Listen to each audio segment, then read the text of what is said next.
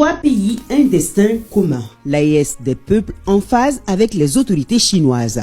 Les pays de l'Alliance sont présents au FOCAC 2024 sur invitation du président Xi Jinping. Le Niger et le Burkina Faso y sont représentés par leurs premiers ministres respectifs.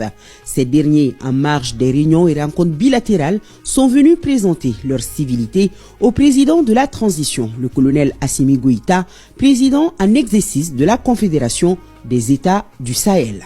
Les intérêts communs des pays de l'Alliance évoqués lors de l'entretien.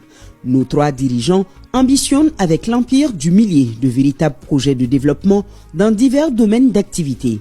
On peut citer les mines, les énergies renouvelables, les infrastructures et le commerce.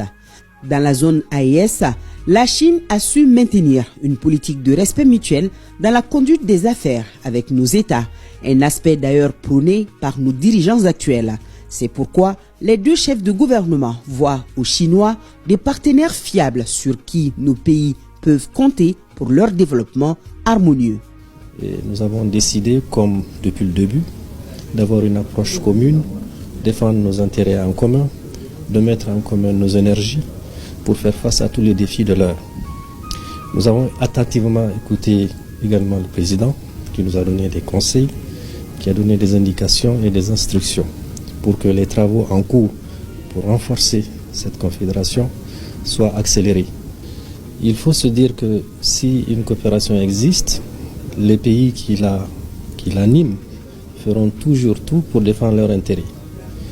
Et la Chine, naturellement, qui a un penchant pour le continent, défendra toujours ses intérêts. C'est pour ça que nous avons dit, nous devrions parler pied à pied, défendre nos intérêts et faire en sorte que la présence de Chine ait un impact réel sur le développement, le progrès de nos pays, sur nos populations. L'audience accordée par le président Assimi Goïta a duré une bonne heure. Il a servi de cadre pour parler des questions d'actualité dans notre espace.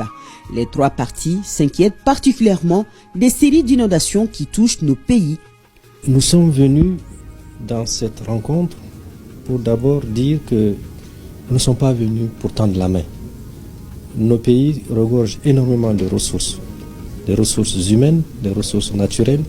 C'est de voir comment, avec ce grand pays, la Chine, qui a deux qualités ou trois qualités essentielles, c'est-à-dire l'effet positif de leur révolution, le changement de leur mentalité, l'ordre et la discipline, et le travail. Et nous sommes aussi témoins de tout ce qui a été fait en l'espace de quelques années, et pourquoi pas les richesses que nous avons, que ce pays qui a de l'industrie vienne investir davantage chez nous. Donc nous venons totalement décomplexés, vendre ce que nous avons et demander à la Chine de se mettre à la disposition des pays africains, notamment l'AES, pour que la construction se fasse, en tout cas dans le respect de nos engagements et dans le respect de nos intérêts mutuels. La même convivialité de départ est constatée à la fin de l'audience, signe d'un avenir meilleur immortalisé par une photo de famille.